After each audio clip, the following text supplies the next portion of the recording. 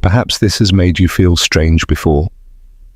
The doorbell rings. Someone wants to come in, pay a visit, have a conversation. But inside you feel a discomfort, an inner resistance, a deep urge to simply say no. You don't hate people and you're not angry at the world, but to be honest, you simply don't enjoy having visitors. You prefer your quiet home, your undisturbed routine, your preserved energy. If this sounds familiar, take a deep breath, because in this video, we're going to talk about something that hardly anyone openly admits, the real, intimate, and often misunderstood discomfort of people who cannot bear it when someone enters their personal space. And no, you are neither rude nor antisocial. According to Carl Jung, the father of analytical psychology, this behavior may point to something much deeper within your nature. Today, I'll show you 6 insights from Jung that explain why some people simply don't like having visitors, and why that is not only natural, but could also be a sign of a valuable inner psychological process. So, stay with us until the end, because if you've ever felt guilty for wanting to be alone, you may realize today that this has much more to do with your psychological development than with a character flaw. And before we dive into Jung's insights, don't forget to like the video, subscribe to the channel, and leave a comment. Do you also feel uncomfortable when someone suddenly shows up at your door unannounced? I'd really like to know if you see yourself in this. Have you ever wondered why some people thrive during social gatherings, parties, and home visits, while you, on the other hand, feel drained just at the thought of having guests? Or maybe you enjoy talking, you have good relationships, but as soon as someone wants to enter your home, something in you recoils. It's as if the mere presence of another person exhausts your energy. And there's an explanation for that. Carl Jung, one of the greatest psychologists of the 20th century, was the first to popularize 2 now widely known terms, introverted and extroverted. But don't be mistaken, this isn't just about shyness or sociability. Jung wasn't talking about social behavior, but about the movement of psychic energy. The extrovert directs their energy outward. They are nourished by contact and external stimulation. The outside world gives them strength. The introvert, on the other hand, functions almost in the opposite way. They recharge from within. Their source of energy is silence, introspection, solitude. When they are overly exposed to the external, long conversations, unexpected visitors, noise or interruptions, their mind begins to shut down. Not out of arrogance, but out of psychological necessity. And this is the key point. Not liking to receive visitors is not a social deficit. It is a direct expression of how your energy is structured. If you are more introverted, and many people are without even realizing it, then your home is not just a physical place, but a sacred space, a cocoon, a place where your energy reorganizes, where your psyche finds balance. And when someone enters that space, even with the best of intentions, they touch invisible threads you've been sorting out all day. The mere presence of the other person forces you to activate your persona, your social mask, and in doing so you move away from your true self. And you know what? That is deeply exhausting. Jung said that introversion is not a conscious choice, but a disposition of the soul. So when you try to go against this inner impulse, it only leads to more conflict and exhaustion. Some might say, oh, they're so reserved, they just don't like company. But what many don't see is this. What seems like coldness or disinterest is often just self-protection, a psychological shield, an invisible boundary erected by the unconscious to guard the inner self. Carl Jung called this process the shadow. And the shadow, well, it's a part of you that you may not even fully know, but it's there, quiet, hidden, and it governs your feelings, your reactions, your deepest discomfort. When someone enters your home, you're not just opening a physical door, you're unconsciously letting them into a space where your energy is at its purest, but also at its most vulnerable. And that's exactly where the shadow begins to act. The shadow contains everything you've suppressed for some reason, aspects of your personality you had to hide, old fears, unresolved memories, unspoken wounds. Imagine this. Someone rings the bell, you sit down together, start talking, and instead of relaxing, you feel uneasy inside. A strange discomfort rises up, and sometimes you can't even explain why. The truth is, the presence of that person, their voice, their way of being, might unconsciously touch a blind spot in your psyche, something you haven't yet dared to look at, something that lives in the shadow. That's why Jung said, what you do not bring into consciousness will appear in your life as fate. And sometimes that fate manifests as social discomfort, a seemingly harmless visit that suddenly stirs up irritation, a sense of invasion, an almost physical urge to ask the person to leave. It's not arrogance, it's your unconscious trying to protect your inner integrity. And there's more. The shadow doesn't just contain darkness, it also holds hidden potential, abilities, talents, and truths you haven't yet had the courage to embrace. The more you live on the surface, adapt, stay polite, force social interactions, the less room your soul has to breathe. So if you feel the need to be alone, if the thought of visitors overwhelms you, your shadow might be saying, hey, listen, you need silence, you need space, you need yourself. And hearing that is an act of courage. Do you know that feeling of relief when you finally come home after a long day? The door closes, you take off your shoes, take a deep breath, and you just are. In Jungian psychology, the home is not just a physical place, it's a symbol of the soul. It reflects your inner state. And when someone enters that space, they are not just stepping into your living room, they are entering sacred territory. Jung believed that symbols speak more about us than words ever could. And the house is one of the most powerful symbols of the psyche. It represents the self, the center of our being, where everything finds balance, where healing happens. Each room symbolizes an aspect of your personality. The bedroom, your intimacy; the living room, your social mask; the kitchen, your emotional nourishment; the basement, the unconscious; the attic, your higher thoughts; and the front door. It is the boundary between you and the other. When someone crosses that threshold, your unconscious senses something from the outside is entering. It's not just a physical presence, it's a foreign energy, filled with thoughts, stories, tensions. And if you are a sensitive, introverted person, or if you're on the path of individuation, the process of becoming your true self, this can be extremely exhausting. For Jung, the house was not a wall of defense against the world. It was an inner mirror. If you feel at peace in your home, then something inside you is also in order. But if you feel that visits disturb your calm, change the atmosphere, destroy the silence, then perhaps it is your unconscious whispering to you, this soul is still under construction. I'm not ready to open all the doors, and that's perfectly okay. Protecting your home also means protecting yourself. In depth psychology, respecting your boundaries is a central step toward healing and integration. So if you've ever felt guilty for not wanting to receive visitors, for preferring to be alone, now you know you're not isolating yourself. You're honoring the temple where your soul resides. Have you ever put on a polite smile when deep down you just wanted to be quiet? Made coffee, engaged in small talk, acted friendly, while secretly thinking, when is this visit going to end? It sounds harsh, doesn't it? You feel ungrateful, heartless. But don't worry, Carl Jung helps us understand what's happening within us. Jung called it the persona, the mask we wear to show ourselves to the world. It is the social role, the version of us that adapts to work, to family, to relationships, even to a visit. The persona isn't false, but it is limited. It's not your whole soul, just a fragment, usually the most socially acceptable one. The problem begins when you have to wear this mask in your own home, where you should be able to be your true self. For people with a particularly strong persona, and this includes many introverted, sensitive, observant individuals, a visit can be extremely draining. Suddenly you have to perform, choose your words, control your facial expressions, keep track of the length of the conversation, think about the dishes in the sink, the light being too bright or too dim. All of that consumes psychic energy, a lot of it.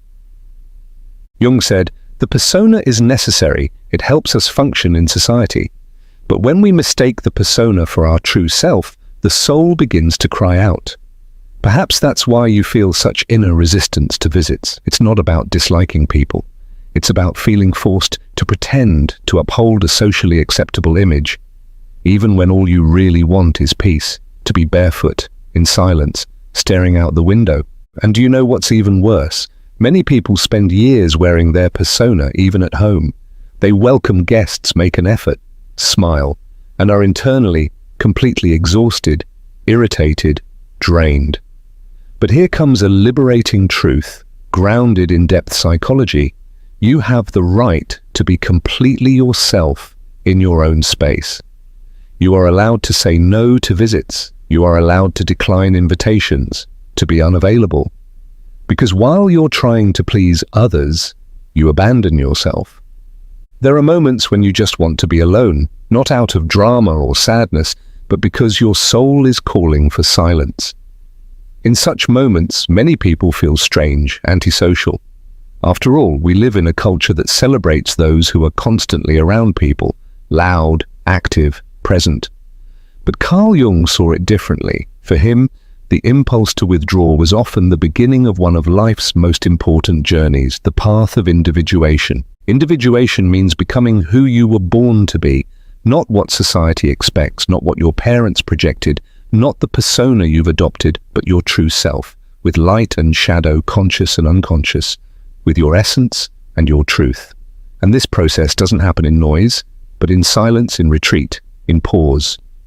That's why discomfort with visitors isn't just laziness or emotional instability. It is your soul trying to protect you, keeping you away from distractions so you can hear what is being whispered deep within you. There is something inside you that wants to surface, but for that you need time alone. Jung said it clearly. Loneliness does not come from having no people around, but from being unable to express what truly matters to you. And what could be more important than listening to yourself? But how can that happen in the middle of commotion, with a guest who won't leave, in conversations that don't touch the soul? The truth is, some phases of life demand conscious isolation. Not as an escape, but as immersion. You don't withdraw to disappear, you withdraw to return fully, clearer, stronger, more yourself.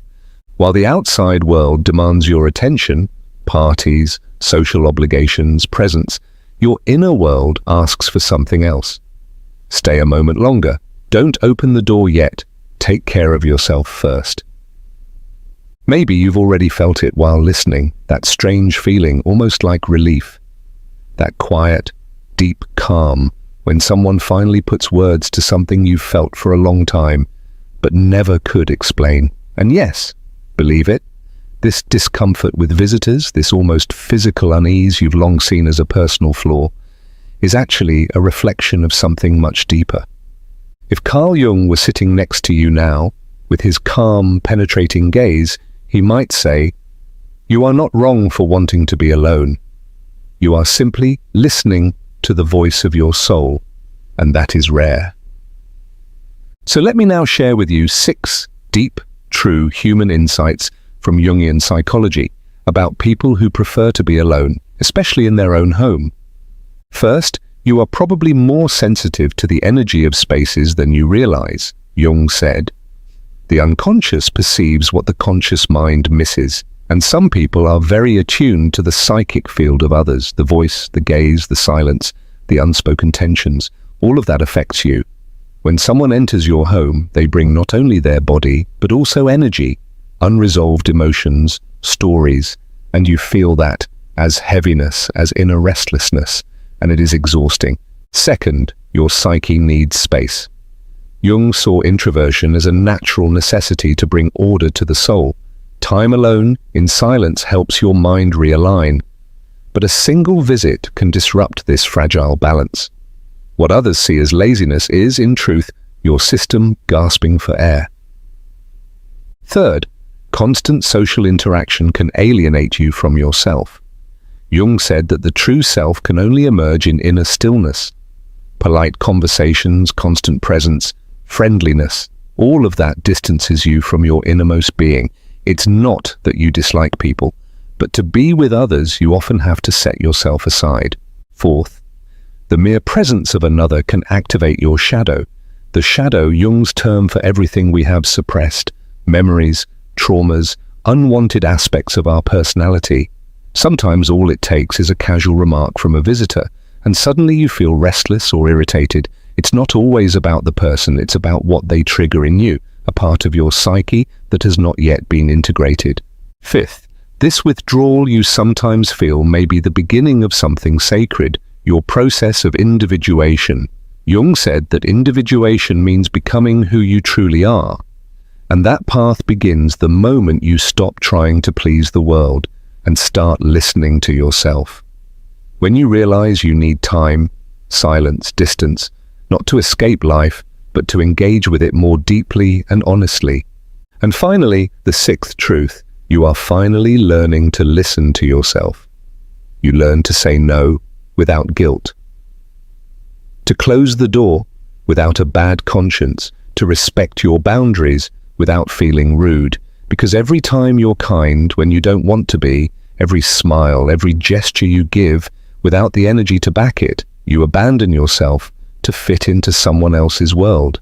And you've realized you can't live like that anymore. It's time to honor your soul. Picture an old man with a long white beard holding a lantern in his hand, walking alone through the dark night on a quiet path. This is the classic image of the hermit, an ancient figure with deep meaning in Jungian psychology. Jung said, "The hermit is an archetype, a primordial image, a universal energy that lives in each of us, even if we don't always recognize or embody it." But what does this have to do with you, your desire not to receive visitors and to be alone at home? A lot. The hermit symbolizes the inner call for withdrawal, for wisdom and self-knowledge.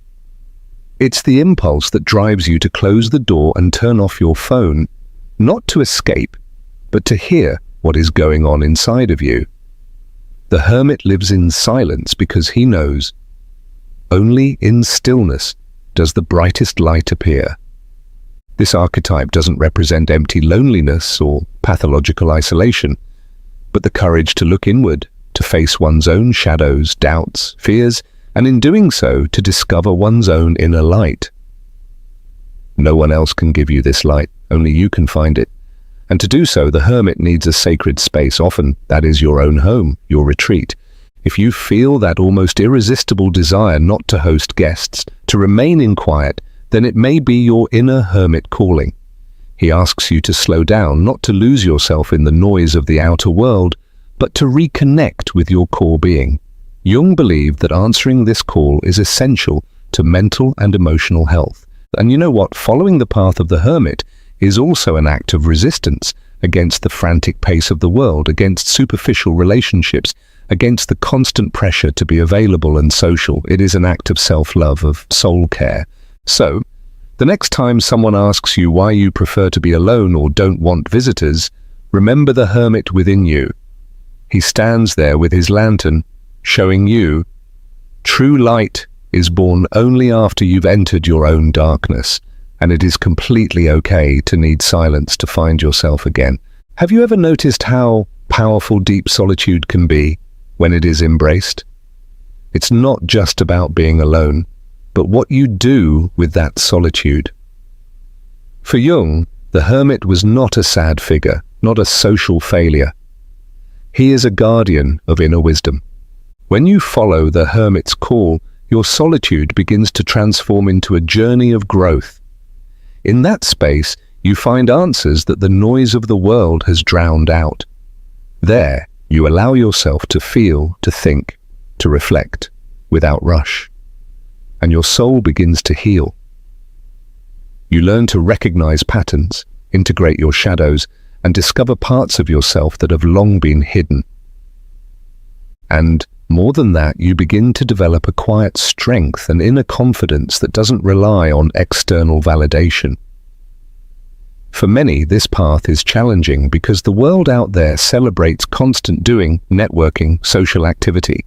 But the hermit reminds us to truly be there for the world, you must first be there for yourself. That is the wisdom of solitude. So if you decline a visit, if you prefer to be alone, you are not closing yourself off. You are preparing inwardly to meet others later in a more authentic and deeply connected way, first with yourself and then with others. The hermit invites you to this deep transformation. And if you feel that inner call, then you are on the right path. Now that you've come to know the hermit within you, one important question arises. How do you find the balance between the desire for solitude and the need for connection? Jung taught that a healthy life does not mean denying the social or completely isolating yourself, but rather establishing a conscious dialogue between both aspects. The hermit calls for silence, withdrawal, introspection. The outer world demands engagement, activity, participation. The art lies in respecting your boundaries without shutting yourself off completely, and in not forcing yourself into social interactions when you are not internally ready. It is a daily practice of listening and of communicating clearly. You can create rituals that protect your quiet time, such as reading time, a walk alone, or a morning routine just for you. At the same time, you can choose intentional moments to connect with people who truly nourish you and who respect your space. This balance isn't easy at first, but it is liberating, and most importantly, you don't have to justify it. You owe no explanation to anyone except yourself. Society may not understand it, but your soul knows what it needs. And Jung said, individuation means becoming true to yourself, even when the world demands otherwise. So allow yourself this path. Honor the hermit within you, and at the same time, cultivate genuine connections that nourish your soul, instead of depleting it. Then loneliness no longer becomes a burden, but a sacred space for renewal. We know holding this balance isn't easy. The world is loud, full of expectations, and an inner voice sometimes judges you for wanting to be alone. But respecting your boundaries is not selfishness, it is an act of deep self-love and care. First, learn to recognize your inner signals. Is your body tired, your mind scattered, your mood irritable? These are signs that your system needs a break. When you notice this, allow yourself to slow down, even if it means canceling plans or turning off your phone. Second, communicate clearly. You don't have to justify or explain everything.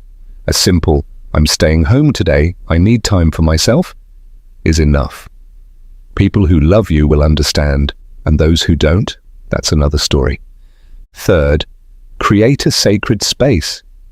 It could be a cozy spot in your home, a favorite place in the park, a morning routine just for yourself. There you connect with your innermost being. There, your inner hermit feels safe. And finally, be gentle with yourself. Don't expect to always function or be socially present all the time. You're allowed to just be with yourself. Honoring your longing for solitude means honoring your soul.